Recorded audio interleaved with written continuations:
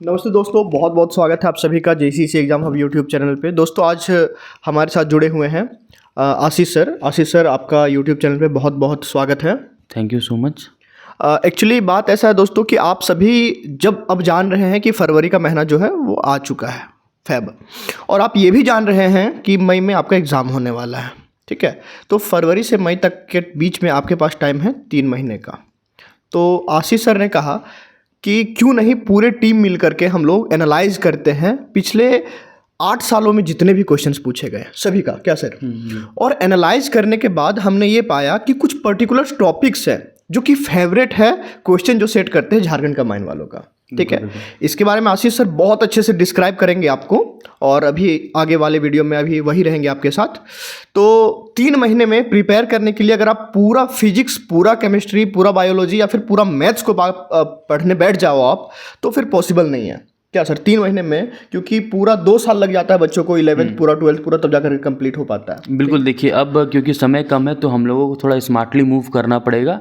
तो हम लोग क्यों ना पूरा पढ़ करके बस उस टॉपिक को पढ़े जिससे ज़्यादा क्वेश्चन पूछे जा रहे हैं। बिल्कुल ठीक है, क्योंकि अब आपके पास समय भी कम है और पूरा पढ़ना ही क्यों है। जब सवाल अगर कुछ मतलब सेलेक्टेड टॉपिक से आ रहे हैं तो सारा पढ़ के आपको फ़ायदा भी नहीं है, क्योंकि हम लोग को थोड़ा स्मार्ट स्टडी करना पड़ेगा। ठीक है, और क्योंकि सर ऐसा हम लोगों ने भी जो टेस्ट सीरीज डिजाइंड है वो ऐसा डिजाइंड है कि वो मैच करता है झारखंड का माइंड के लेवल को। हाँ, हम लोग क्योंकि देखिए हम लोग पहले जो भी टेस्ट सीरीज हम लोग बनाते हैं तो उससे पहले अच्छे से पेपर को एनालाइज करते हैं। बिल्कुल कि सर। किस टॉपिक से ज़्यादा क्वेश्चन पूछे जा रहे हैं, किस टाइप के सवाल पूछे जा रहे हैं, तो उसी टाइप के हम लोग जो भी क्वेश्चन रहते हैं उसको अच्छे से हम लोग और भी मॉडिफाई करके उसको अपने टेस्ट में डालते हैं। बिल्कुल, ताकि बच्चों को ज़्यादा से ज़्यादा उस चीज़ का फ़ायदा मिल सके। ये नहीं कि कुछ जो अगर पूछा ही नहीं जा रहा, जो इंपॉर्टेंट है ही नहीं एग्जाम पॉइंट ऑफ व्यू से, तो उसको हम लोग पूछ करके भी क्या ही कर लेंगे। बिल्कुल सर, ठीक है, देखिए यहाँ बात होता है क्या है ना कि आप सबसे पहले आपका मोटो होना चाहिए कि एग्ज़ाम को निकालना है। नॉलेज आप बाद में भी गेन करते रहोगे,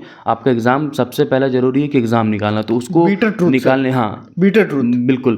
तो कि आप रट करके एग्जाम पास करो, पढ़ करके पास करो, है ना, आप घोल के उसको पी जाओ, जैसे भी, बस आप एग्जाम के दिन पे मल्टीपल चॉइस क्वेश्चन पे सही ऑप्शन पे टिक लगा पा रहे हो या नहीं, एग्जामिनर तो यही देखेगा। क्या सर? बिल्कुल। तो कुछ लोग होते हैं जो रट के पास हो जाते हैं, कुछ लोग होते हैं जो पढ़ के पास होते हैं, कुछ लोग होते हैं जो एकदम अच्छे से समझ के। वो अब टाइम जो है 3 महीने का, वो ऐसा टाइम है कि आप अच्छे से पढ़ के पास हो या रट के पास हो, वो आपकी मर्जी है। हमारा काम पढ़ाना भी है, हमारा काम रटवाना भी है, दोनों तरफ से हम आपके लिए बैठे हुए हैं। आपको क्या करना है, आप डिसीजन लीजिए और इस नंबर पर कांटेक्ट करके फिजिक्स, केमिस्ट्री और मैथ्स का भी इंपॉर्टेंट चैप्टर्स का जो लिस्ट है वो हासिल करें। टेस्ट सीरीज ज्वाइन करना हो या बैच ज्वाइन करना हो, इस नंबर पर आप हमें कॉन्टैक्ट करके ज्वाइन कर सकते हैं। तो अब सर मैं हैंड ओवर करता हूँ माइक और सारा सिस्टम आपके तरफ। आप बच्चों को अच्छे से समझाइए कि कौन से ईयर में कौन से चैप्टर से कितने क्वेश्चंस आए हैं, क्या जरूरी है बच्चों के लिए और क्या नहीं। Thank you sir. तो चलिए स्टूडेंट्स, अब हम लोग देखते हैं चैप्टर वाइज और ईयर वाइज कि किस ईयर में आपके कौन से चैप्टर से कितने क्वेश्चन पूछे गए थे। ठीक है, तो आपको इससे एक बहुत अच्छा आइडिया मिल जाएगा कि कौन सा चैप्टर आपके लिए कितना इंपॉर्टेंट है। और एक दूसरी बात कि ये जो अभी नोट होगा, मैं ये अपने टेलीग्राम चैनल, उसका टेलीग्राम चैनल का लिंक आपको डिस्क्रिप्शन बॉक्स में मिल जाएगा, तो आप वहाँ से चेकआउट कर सकते हैं। ओके, देखिए 2017 में जेनेटिक्स से टोटल 12 क्वेश्चन पूछे गए थे। देखिए जेनेटिक्स में 2 आपके चैप्टर्स आते हैं, एक मॉलिक्यूलर बेसिस ऑफ इनहेरिटेंस और एक प्रिंसिपल एंड वेरिएशन वाले चैप्टर आते हैं। ठीक है, तो आपको दोनों चैप्टर को बहुत ही अच्छे से पढ़ना है। ये एग्जामिनर का हमेशा से फेवरेट चैप्टर रहा है। ठीक है, इसका वेटेज हमेशा ज़्यादा रहता है, कभी कभी कम हो जाता है, बट ज़्यादातर चांस है कि इससे आपके सवाल ज़्यादा कहीं ना कहीं आएंगे। तो आपको ये दोनों चैप्टर बहुत ही अच्छे से पढ़ना है। ठीक है, बायोटेक्स से आपके टोटल 7 सवाल से बायोटेक्स में भी आपके 2 चैप्टर आते हैं, एक आता है एप्लीकेशन वाला पार्ट और एक आता है प्रिंसिपल एंड प्रोसेस वाला पार्ट। ठीक है, तो दोनों चैप्टर को आपको बहुत ही ध्यान से पढ़ना है। इकोलॉजी में आपके टोटल 3 चैप्टर आते हैं, पहले 4 चैप्टर आते थे, अब एक डिलीटेड है एनवायरमेंटल इशू, जो डिलीटेड है उसको आपको नहीं पढ़ना है। ठीक है, क्योंकि 2024 में उससे क्वेश्चन नहीं आए थे और डिलीटेड है तो चांस है कि उससे क्वेश्चन नहीं ही आएंगे। तो इकोलॉजी में आपके टोटल 3 चैप्टर है, आपको तीनों को पढ़ना है। उसके बाद ह्यूमन हेल्थ एंड डिजीज से 4 सवाल, sexual reproduction in flowering plant से 5 सवाल। देखिए ये चैप्टर ना अभी आपको आगे भी पता चलेगा कि ये चैप्टर आपके लिए कितना इंपॉर्टेंट है। ठीक है, ये चैप्टर को आपको बहुत ही ज़्यादा अच्छे से पढ़ना है, पूरे चैप्टर को बहुत ही ज़्यादा अच्छे से पढ़ना है। मैं बार बार बोल रहा हूँ कि ये चैप्टर को आपको बहुत अच्छे से पढ़ना है। ठीक है, इसे हर साल वेटेज आपका बहुत अच्छा खासा वेटेज रहता है। एक चैप्टर अगर आपका 5 सवाल अगर कैरी कर रहा है तो बहुत बड़ी बात है, ठीक है। इवोल्यूशन से आपका 6 सवाल, रिप्रोडक्शन से 4, प्लांट किंगडम से 2, लिविंग वर्ल्ड से 2, माइक्रोब से 1, बायोलॉजिकल क्लासिफिकेशन से 1, रिप्रोडक्टिव हेल्थ से 1 सवाल। उसी तरह 2018 की बात करूँ, जेनेटिक्स फिर से हाई वेटेज में आपका 15 सवाल आया है, इवोल्यूशन से 8 सवाल, रिप्रोडक्शन से 6 सवाल, sexual reproduction in flowering plant से 6 सवाल, ह्यूमन हेल्थ एंड डिजीज से 6 सवाल, बायोटेक से 5, माइक्रोब से 3, ये माइक्रोब से ह्यूमन वेलफेयर वाला चैप्टर है, इससे 3 सवाल, एनिमल किंगडम से 1 सवाल। 2019 की अगर बात करूँ तो जेनेटिक्स फिर से 12 सवाल, इवोल्यूशन से 5 सवाल, ह्यूमन हेल्थ एंड डिजीज से 5 सवाल, बायोटेक से 6 सवाल, मॉर्फोलॉजी इन फ्लावरिंग प्लांट ये 11th का चैप्टर है, इससे 1 सवाल। ये चैप्टर बच्चों को थोड़ा ज़्यादा कॉम्प्लिकेटेड लगता है, इसलिए कॉम्प्लिकेटेड लगता है क्योंकि इसमें बहुत सारे एग्जाम्पल्स हैं, बट आपको उतना याद नहीं करना है। अगर आपको और भी ज़्यादा मतलब इसमें ना कौन से टॉपिक कितने इंपॉर्टेंट हैं, अगर ये आपको जानना है तो प्लीज़ हम लोग से कांटेक्ट कीजिए। इसमें फर्दर मैं और आपको अच्छे से बताऊंगा कि कौन सा टॉपिक आपके लिए कितना ज़्यादा इंपॉर्टेंट है, ठीक है। रिप्रोडक्शन इन ऑर्गेनिज्म से 3 सवाल, ये चैप्टर हालांकि अब डिलीटेड हो गया है, ठीक है, मतलब अब ये 12 का सबसे पहला चैप्टर था रिप्रोडक्शन इन ऑर्गेनिज्म, अभी ये चैप्टर डिलीटेड है एनसीईआरटी से, बट मैं फिर भी बोलूँगा ना ये चैप्टर आप कहीं ना कहीं पढ़ लीजिए, क्योंकि ये देखिए इसमें कुछ ऐसा न्यू चीज़ नहीं है। आप जो भी पढ़ते हैं 11-12 में बहुत कॉमन सी चीज़ें हैं इसमें तो, और बहुत बड़ा चैप्टर भी नहीं है ना, बहुत ज़्यादा टफ चैप्टर है। आप एनसीईआरटी एक बार गो थ्रू कर लीजिएगा इसका, आपको समझ में भी सारा चीज़ आ जाएगा, ठीक है।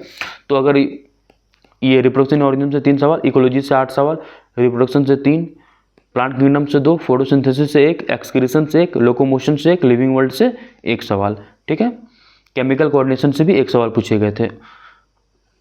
अब देखिए 2019 के बाद डायरेक्ट 2021 में आते हैं। 20 का मैं एनालिसिस इसलिए नहीं कर रहा हूँ क्योंकि उसमें कोविड का टाइम था तो काफ़ी इजी पेपर आया था, मतलब 10th लेवल के बहुत सारे क्वेश्चंस थे, ठीक है, वो मतलब कि बहुत इजी सवाल था, तो उसका एनालिसिस करना मुझे सही नहीं लगा, ठीक है। तो 2021 की अगर मैं बात करूँ फिर से जेनेटिक्स हाई वेटेज में है, 13 सवाल, इवोल्यूशन से 5, ह्यूमन हेल्थ एंड डिजीज से 9 सवाल, बायोटेक से 6, माइक्रोब से 5, sexual reproduction in flowering plant से 4, इकोलॉजी से 4, रिप्रोडक्शन से 1 और रिप्रोडक्टिव हेल्थ से 3। देखिए आपका ना हर साल अगर किसी साल आपका रिप्रोडक्शन से ज़्यादा सवाल रहता है तो रिप्रोडक्टिव हेल्थ में कम हो जाता है, या अगर रिप्रोडक्शन से ज़्यादा रहता है तो रिप्रोडक्टिव हेल्थ से थोड़ा कम हो जाता है। तो ये दोनों चैप्टर आपके लिए इंपॉर्टेंट हैं, दोनों चैप्टरों को बहुत अच्छे से पढ़ना है, एनसीईआरटी पूरा अच्छे से गोल करके पी लेना है, ठीक है। 2022 रिप्रोडक्शन से 6, जेनेटिक्स से 2, इस बार जेनेटिक्स का वेटेज थोड़ा सा कम हो गया, बट इसको नज़रअंदाज नहीं करना है, इसको अभी भी आपको बहुत अच्छे से पढ़ना है, ठीक है। ह्यूमन हेल्थ एंड डिजीज से 4 सवाल, प्लांट किंगडम से 9, एनिमल किंगडम से 3, आपका लिविंग वर्ल्ड से 6 सवाल था, sexual reproduction in flowering plant से 11 सवाल। देखिए इसलिए मैं इस चैप्टर को ज़्यादा इंपॉर्टेंट बोल रहा था क्योंकि देखिए आपका एक चैप्टर बहुत ज़्यादा बड़ा चैप्टर नहीं है, ठीक है। एक चैप्टर अगर 11 सवाल कैरी कर रहा है तो बहुत बड़ी बात है, तो इसको बहुत अच्छे से आपको पढ़ना है, ठीक है। रिप्रोडक्शन इन ऑर्गेनिज्म से 2 सवाल, हालांकि ये चैप्टर डिलीटेड है बट आपको एक बार गो थ्रू कर लेना है। इकोलॉजी से 1, मॉर्फो से 2, एनाटॉमी से 2, structure in organism in animal से 1 सवाल। 2023 की अगर बात करूँ तो sexual reproduction in flowering plant से 15 सवाल, बहुत ही ज़्यादा इंपॉर्टेंट चैप्टर है ये, मैं बार बार बोल रहा हूँ, इसको बहुत अच्छे से आपको पढ़ना है। रिप्रोडक्शन से 8 सवाल, बहुत इंपॉर्टेंट चैप्टर है, अच्छे से पढ़ना है। एनिमल किंगडम से 2 सवाल, फोटोसिंथेसिस से 2 सवाल, ह्यूमन हेल्थ एंड डिजीज से 3 सवाल, लिविंग वर्ल्ड से 1, बायोलॉजिकल क्लासिफिकेशन से 7 सवाल, इकोलॉजी से 1, प्लांट किंगडम से 8 सवाल, जेनेटिक्स से 2 और लोकोमोशन एंड मूवमेंट से 1 सवाल। देखिए अगर आप एक चीज़ ध्यान अगर देंगे कि जेनेटिक्स का अगर वेटेज कम होता है तो कहीं ना कहीं आपका बॉटनी वाली सेक्शन में ही बायोलॉजिकल क्लासिफिकेशन हुआ और प्लांट किंगडम का वेटेज बढ़ जा रहा है, ठीक है।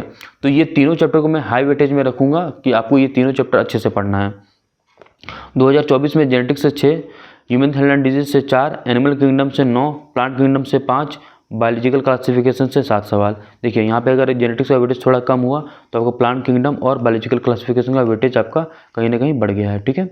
लिविंग वर्ल्ड से 4, सेक्सुअल से 4, बायोटेक से 3, एनाटॉमी से 1, केमिकल कोऑर्डिनेशन से 1, न्यूरल से 1, रिप्रोडक्शन से 1, इवोल्यूशन से 2 सवाल, माइक्रोब से 3 सवाल, ठीक है। अब देखिए हाई वेटेज वाले कौन कौन से चैप्टर हैं। जेनेटिक्स आपको बहुत अच्छे से पढ़ना है, ह्यूमन हेल्थ एंड डिजीज आपको बहुत अच्छे से पढ़ना है, reproduction, evolution, sexual reproduction in flowering plant, plant kingdom, ecology और बायोलॉजिकल क्लासिफिकेशन, मतलब टोटल आपके